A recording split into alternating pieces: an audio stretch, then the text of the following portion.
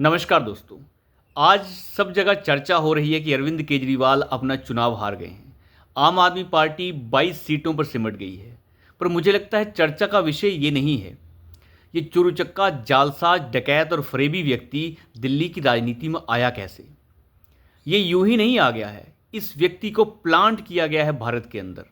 Planted व्यक्ति है ये। जितने पढ़े लिखे अरविंद केजरीवाल हैं, वो पढ़ा लिखा व्यक्ति क्या दिल्ली को साफ पानी नहीं दे सकता था?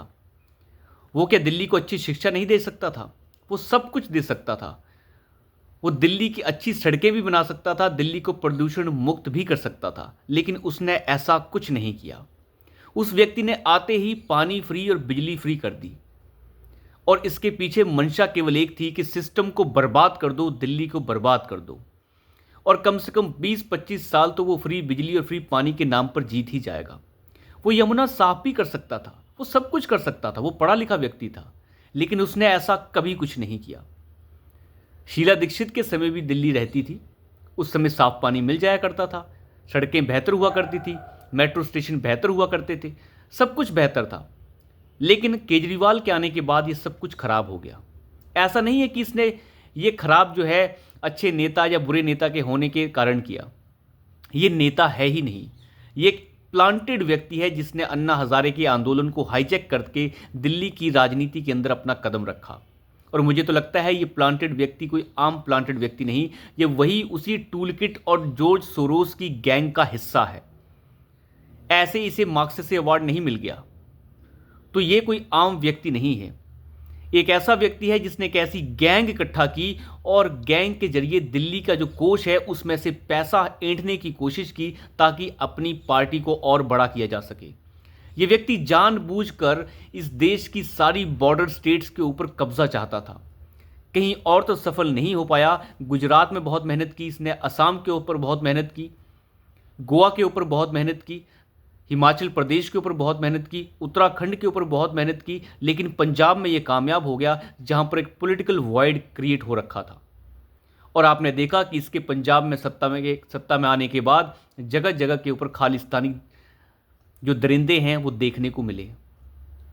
अमरिंदर सिंह पंजाब में रहे लेकिन कभी कोई दिक्कत नहीं आई। अकाली दल रहे, इतनी बड़ी दिक्कत कभी नहीं आई, लेकिन इसके आते ही दिक्कतें शुरू हो गई। ये व्यक्ति ऐसा व्यक्ति है जो देश को तोड़ने आया था, और इस रोड़े को हटाकर इस दिल्ली की जनता ने इस देश को बचाया है। फ्री बिजली और फ्री पानी केवल इसीलिए दिया गया ताकि देश और दिल्ली के इंस्टीट्यूशन को तबाह किया जा सके, और देश के अंदर एक ऐसी राजनीति की शुरुआत की जा सके जो देश को आने वाले समय में गड्ढे में डाल सके। लोगों को ऐसी आदत दे दी गई ताकि लोग उसी आदत के अंदर चूर हो जाएं और वो अच्छा बुरा देख ही ना पाएं। पिछले 10 साल से ये केवल इसीलिए जीत रहा था क्योंकि फ्री बिजली और फ्री पानी, ये पानी को साफ सुथरा दे सकता था, लेकिन उस चीज़ के ऊपर इसका ध्यान नहीं था। जानबूझकर, ताकि सिस्टम को अस्त व्यस्त किया जा सके, बिजली कंपनियों को बर्बाद किया जा सके, दिल्ली जो एक सरप्लस स्टेट है, रेवेन्यू सरप्लस स्टेट है, उसे बर्बाद किया जा सके और कब्जा पूरे भारत पर किया जा सके। यूं ही नहीं, दिल्ली का चुनाव जीतने के बाद 2014 में यह प्रधानमंत्री मोदी के सामने चुनाव लड़ने लग गया था, और वो भी पूरी 500 से ज़्यादा सीटों पर। वो यूं ही नहीं हो रहा था, वो कदम था इस व्यक्ति का इस देश को बर्बाद करने के लिए। लेकिन कोई शराब घोटाला इसने जानबूझकर नहीं किया। शराब घोटाले से लेकर दूसरे जितने भी घोटाले हैं वो इसलिए किए गए क्योंकि इसे पैसा नहीं इकट्ठा करना था, इसे पार्टी का विस्तार करना था, ताकि भारत को बर्बाद करने के लिए टूलकिट का जो ये हिस्सा है वो कैसे पूरे भारत में फैल सके। लोग कहते हैं कि ये भ्रष्टाचारी नहीं, ये चोरूचक्का, जालसाज, डकैत और फरेबी व्यक्ति है जिसे प्लांट किया गया बाहर की ताकतों ने, ताकि यहां पर दिल्ली के माध्यम से पूरे भारत पर कब्जा किया जा सके।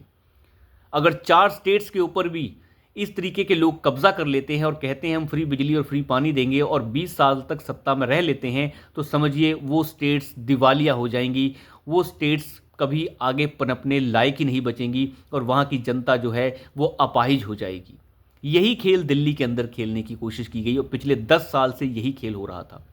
अगर किसी को लग रहा है कि यही असलियत नहीं, तो यही असलियत है। एक पढ़े लिखा व्यक्ति इस तरीके से राजनीति में मात नहीं खा सकता, ये केवल अनपढ़ व्यक्ति ही मात खा सकता है।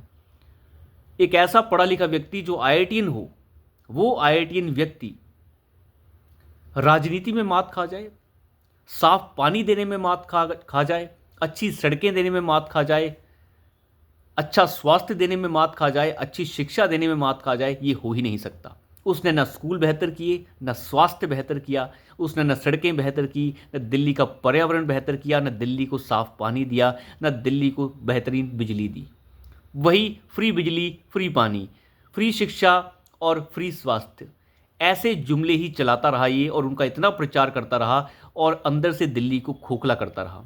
ज़्यादा वक्त नहीं है, आप मुश्किल से 2 हफ्ते और रुक जाइए, आपको पता चल जाएगा कि दिल्ली के अंदर इसने क्या क्या किया होगा। सारे काले कारनामे सामने आ जाएंगे। ये देश और ये देश की संस्कृति इतनी पुरानी है जिसे मिटाना इतना आसान नहीं है बाहर की ताकतों द्वारा, और यही इस देश और इसकी संस्कृति की ताकत है कि हम ऐसे रोड़ों से बच पाए हैं। आज दिल्ली के लेफ्टिनेंट गवर्नर ने यह आदेश दिया है कि सचिवालय को सील कर दिया जाए और कोई भी फाइल इधर से उधर ना होने पाए, और आने वाले समय पे आपको जल्दी देखने को मिलेगा एसआईटी का गठन कर दिया जाएगा, जिसमें यह जांच होगी कि इस व्यक्ति ने कैसे काम किया है पिछले 10 सालों तक, जिसने 14 कंट्रोलर ऑडिटर जनरल की रिपोर्ट्स को गायब कर दिया। आप अंदाजा लगा के देखिए, जो व्यक्ति 14 कंट्रोलर ऑडिटर जनरल की रिपोर्ट्स को गायब कर रहा हो, वो व्यक्ति कैसा होगा। वो विधानसभा के पटल पर इन रिपोर्ट्स को रख ही नहीं रहा।